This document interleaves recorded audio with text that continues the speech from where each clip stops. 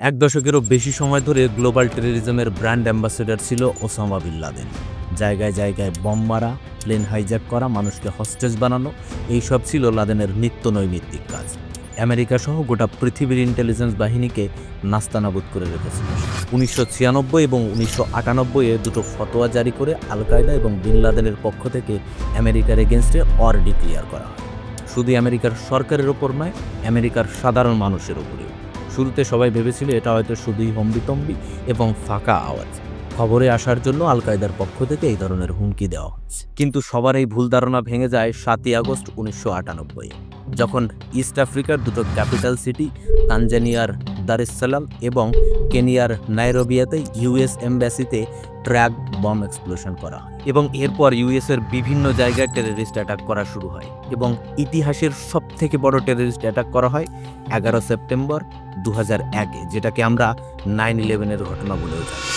American Airlines Flight 11 and United Airlines Flight 175 struck the north and south towers of the World Trade Center, devastating the nation. এরপর থেকেই আমেরিকার প্রধান লক্ষ্য হয়ে ওঠে টেররিজম শেষ করা এবং বিন লাদেনকে হত্যা করা। টানা 10 বছর ধরে পৃথিবীর বিভিন্ন ইন্টেলিজেন্স বাহিনীর সাহায্য নিয়ে অবশেষে 2010 সালের 2রা মে আমেরিকা লাদেনের ডেরায় ঢুকে তাকে কুকুরের মতো গুলি করে হত্যা করে। আজকের ভিডিওতে আমরা এটাই জানবো কি করে আমেরিকা লাদেনকে খুঁজে বার করে, তাকে ট্র্যাক করে, লাদেন কোথায় লুকিয়েছিল এবং কিভাবে আমেরিকা অপারেশন করে লাদেনকে হত্যা করে।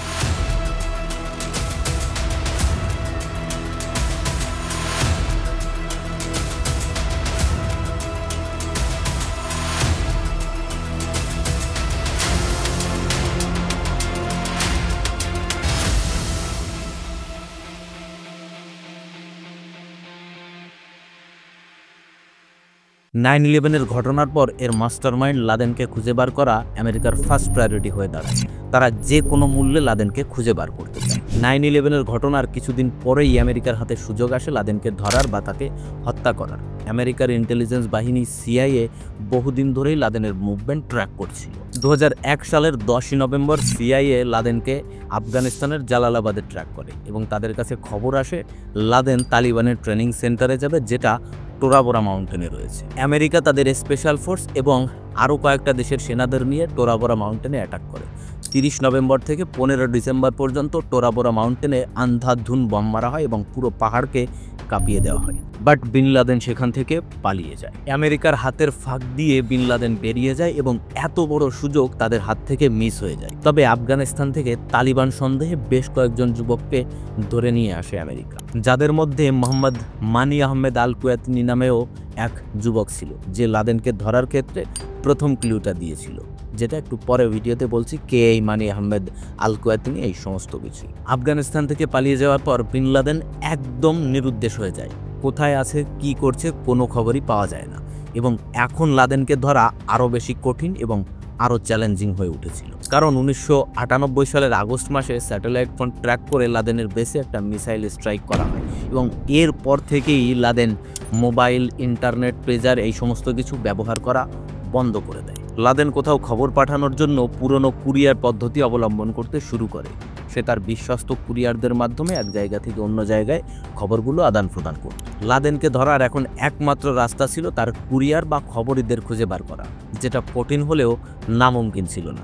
সিআইএ আল কায়দার বিভিন্ন সদস্যদের ধরে জিজ্ঞাসাবাদ করতে শুরু করে। মোহাম্মদ মানি আহমেদ আল কুয়াতনি, যাকে আফগানিস্তান থেকে অ্যারেস্ট করা হয়েছিল, সিআইএ তাকে জিজ্ঞাসাবাদ করলে সে নিজেকে আফগানিস্তানের সাধারণ নাগরিক বলে পরিচয় দেয়। বাট সিআইএ যখন তার ফিঙ্গারপ্রিন্টস তাদের সিস্টেমে চেক করে, তখন তারা একটা শকিং জিনিস লক্ষ্য করে। সিআইএ দেখতে পায় সে 2001 সালের 3রা আগস্ট দুবাই থেকে ফ্লোরিডা আসে।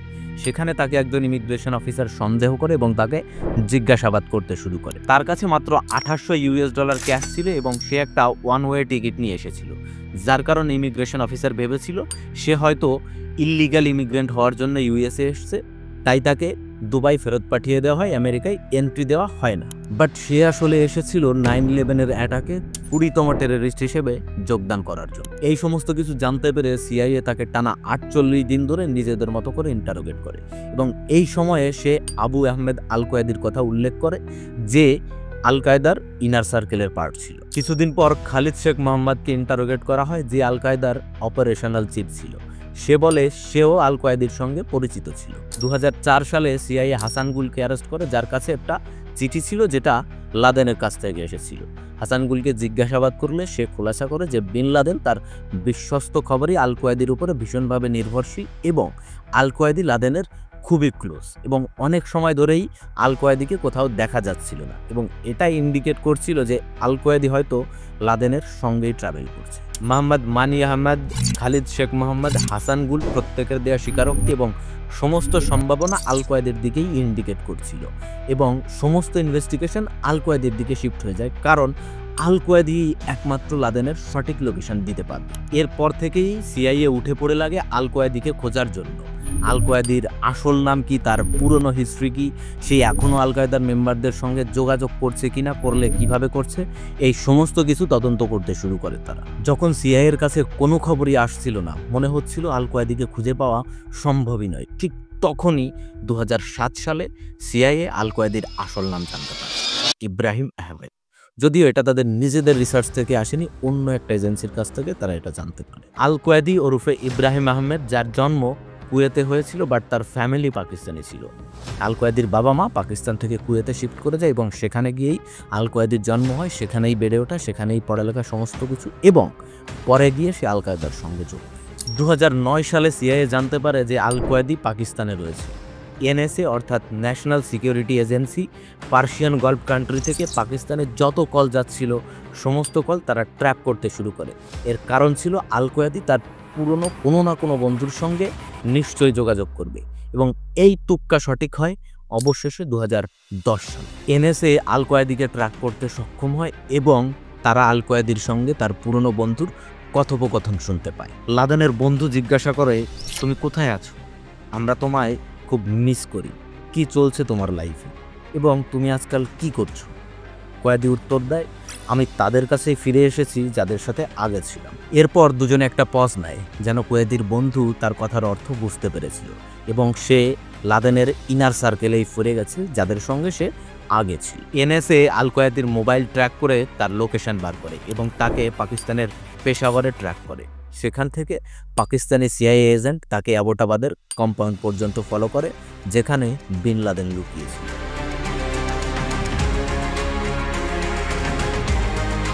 কম্পাউন্ডটা অ্যাবোটাবাদ মেইন সিটি থেকে মাত্র 4 কিলোমিটার নর্থ ইস্টে অবস্থিত ছিল। অ্যাবোটাবাদ আফগানিস্তান বর্ডার থেকে 160 কিলোমিটার দূরে, যেটা পাকিস্তানের ইস্টার্ন সাইডে ছিল। সেখান থেকে ইন্ডিয়ার বর্ডার মাত্র 30 কিলোমিটার।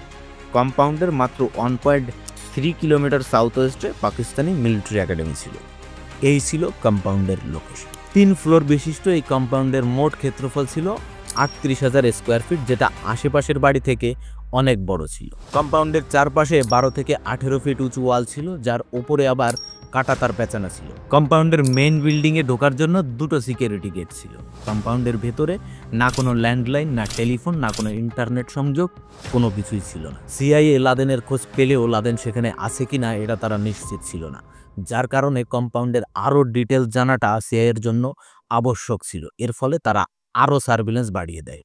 তাদের এই কাজে সাহায্য করে national security agency, national Jio special intelligence agency, office of the director of national intelligence এবং ইউএস ডিফেন্স ডিপার্টমেন্ট। এই সমস্ত অপারেশন খুবই কস্টলি হয়, যার কারণে 2010 সালে সিআইএ আমেরিকান কংগ্রেসে যায় আরও কয়েক মিলিয়ন ডলার অ্যালট করার জন্য। লাদেনকে ধরার জন্য আমেরিকার সরকারের ফুল সাপোর্ট ছিল, যার কারণে সিআইএ চাওয়া মাত্রই কয়েক মিলিয়ন ডলার অ্যালট করে দেওয়া হয় তাদের অপারেশনের জন্য। এরপর থেকেই শুরু হয় লাদেনের কম্পাউন্ডের উপরে নজর রাখা এবং এর আরও খবর বার করা।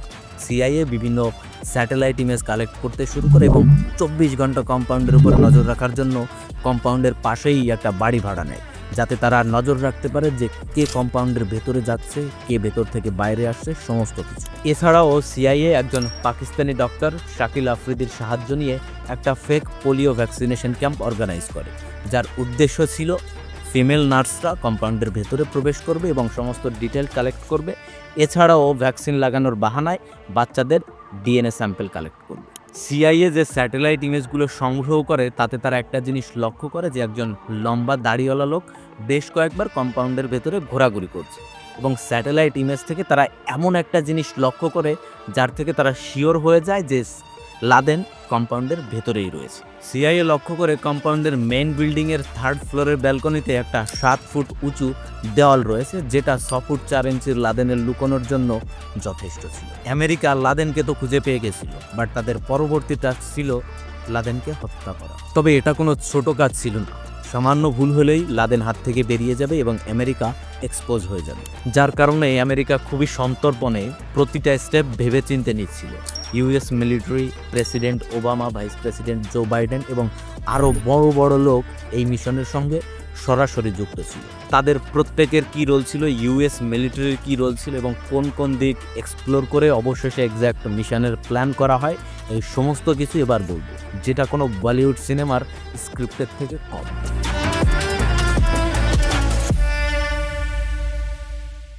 2011 সালের জানুয়ারি মাসেই সিআইএ লাদেনের কম্পাউন্ড সম্বন্ধে ভাইস অ্যাডমিরাল উইলিয়াম এমসি রাভেনকে ব্রিফ করে।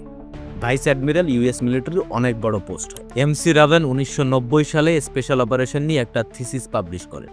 তার থিওরি অনুযায়ী স্পেশাল অপারেশনে গোল অ্যাচিভ করার পোটেনশিয়াল রয়েছে যদি সেটা খুবই অর্গানাইজভাবে এবং স্পেশাল অপারেশন প্রফেশনালদের দিয়ে করানো হয়, এবং স্পেশাল অপারেশন বড়সড় মিলিটারি অপারেশনের থেকেও বেশি এফেক্টিভ হয়। এই কেসটায় এমসি রাভেন সোজাসুজি একটা কমান্ডো রেডের কথা বলেন, তবে তিনি পাকিস্তানের রেসপন্স নিয়ে কনসার্ন ছিলেন। তিনি US Naval special warfare development group থেকে একজন অফিসারকে ক্যাপ্টেন হিসেবে নিযুক্ত করেন এবং তার সঙ্গে আরও 6 জন জেএসওসিকে সিআইএর সঙ্গে মিলে প্ল্যান করতে বলেন। হেলিকপ্টার রেডের বদলে প্ল্যানাররা একটা B-2 স্পিড বম্বার দিয়েও অ্যাটাক করার প্ল্যান করেন। তারা পাকিস্তানি ফোর্সের সঙ্গে মিলে একটা জয়েন্ট অপারেশন করার কথাও চিন্তা করেন, তবে প্রেসিডেন্ট ওবামা সিদ্ধান্ত নেন যে পাকিস্তানি ফোর্সের সঙ্গে মিলে কোনো অপারেশন করা হবে না, কারণ পাকিস্তানি মিলিটারি বা পাকিস্তানি সরকার কেউই অপারেশনাল সিকিউরিটির ব্যাপারে ভরসাযোগ্য নয়। এটা যদিও ভুল ভাবনা নয়, কারণ আমরা জানি পাকিস্তান বরাবরই টেররিজমকে সাপোর্ট করে আসছে।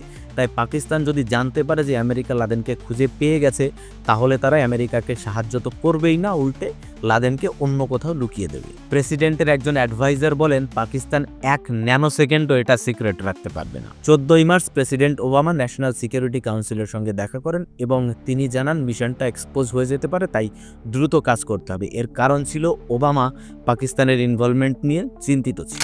এই মিটিংয়ের শেষে ওবামা বম্বিং মিশনটা নিয়েই এগিয়ে যাওয়ার কথা বলেন এবং 2 জন এয়ারফোর্সের অফিসারকে দায়িত্ব দেন এই প্ল্যানটাকে আরও বিস্তারিতভাবে খতিয়ে দেখার জন্য। বম্বিংয়ের প্ল্যান করলেও এখানে কিছু সমস্যা ছিল। বম মেরে লাদেনের গোটা কম্পাউন্ডটাকে উড়িয়ে দেওয়া হলো, এটা যতটা সহজ শোনায় ততটা সহজ ছিল না। সিআইএ বলেছিল মোট 910 কেজি বম লাগবে লাদেনের গোটা কম্পাউন্ডটাকে উড়িয়ে দেওয়ার জন্য, এবং কম্পাউন্ডের ভেতরে কোনো বাংকার আছে কিনা সেটাও তারা জানতো না, এবং বম মেরে কম্পাউন্ডটাকে উড়িয়ে দিলে তার সাথে সাথে অ্যাটলিস্ট আরও একটা বাড়ি বমের রেডিয়েসে উড়ে যাবে এবং 1 ডজনের বেশি লোক তাতে মারা যাবে। যদি এটা হয় তাহলে গোটা বিশ্বের সামনে আমেরিকার একটা খারাপ ইমেজ তৈরি হবে এবং লাদেনকে মারার বাহবার বদলে প্রত্যেকে আমেরিকাকে ক্রিটিসাইজ করবে। তাই 26 মার্চ নেক্সট সিকিউরিটি কাউন্সিলের মিটিংয়ে বম্বিং প্ল্যানটাকে হোল্ড করে দেওয়া হয় এবং প্রেসিডেন্ট ওবামা এমসি রাভানকে একটা হেলিকপ্টার রেডের প্ল্যান করার কথা বলেন। এমসি রাভান রেড স্কোয়াড্রন থেকে সবথেকে এক্সপিরিয়েন্স এবং সিনিয়র অপারেটরসদের নিয়ে একটা টিম গঠন করেন। 10 এপ্রিল এবং 18 এপ্রিল তারা ইউএস এর ক্যারোলিনা এবং নাভাডাতে দুটো রিহার্সেল পারফর্ম করে। 26 এপ্রিল অপারেশনাল টিম ইউএস এর নাভাল এয়ার স্টেশন থেকে আফগানিস্তানের উদ্দেশ্যে রওনা হয় এবং মাঝপথে জার্মানির রামস্টেন এয়ারবেস থেকে রিফুয়েলিং করে এবং বাগরাম এয়ারবেসে পৌঁছায় এবং সেখান থেকে 27 এপ্রিল তারা জালালাবাদে পৌঁছায়। ঠিক তার পরের দিন 28 এপ্রিল অ্যাডমিরাল মুলেন টিমকে ফাইনাল প্ল্যান এক্সপ্লেন করে। তিনি তাদেরকে সিচুয়েশন অনুযায়ী তাদের মতো করে অপারেশন চালাতে বলেন। তারা দুটো মডিফাইড ব্ল্যাক হক হেলিকপ্টারে করে যাবে, যেটা সাউন্ড কম করে এবং র্যাডার ভিজিবিলিটিও খুবই কম, অর্থাৎ র্যাডারে ধরা পড়ার আগেই বেরিয়ে যাবে, এবং ব্যাকআপ হিসেবে চিনোক হেলিকপ্টারও থাকবে। এছাড়াও রেড চলাকালীন যদি পাকিস্তান এই মিশনের ব্যাপারে জানতে পেরে যায়, তাহলে তিনি অর্থাৎ joint chief chairman admiral Mike Mullen Pakistani army general Ashfaq Parvez খায়ানিকে ফোন করে তাদেরকে ছাড়ানোর জন্য নেগোশিয়েট করবে। 29 এপ্রিল 8:20 প্রেসিডেন্ট ওবামা তার অ্যাডভাইজারদের সঙ্গে কথা বলে ফাইনাল গো অ্যাহেড জানান। রেড নির্ধারিত দিনেই হবে বলে ঠিক করা হয়, তবে ওই দিন সন্ধ্যাবেলায় প্রেসিডেন্টকে ফোন করে ইনফর্ম করা হয় যে মেঘাচ্ছন্ন আবহাওয়ার কারণে অপারেশন একদিন পিছিয়ে দেওয়া হয়েছে। 30 এপ্রিল ওবামা MC-11কে ফোন করেন এবং তাদের টিমকে তাদের সার্ভিসের জন্য ধন্যবাদ দেন এবং এই মিশনের জন্য বেস্ট উইশেস জানান।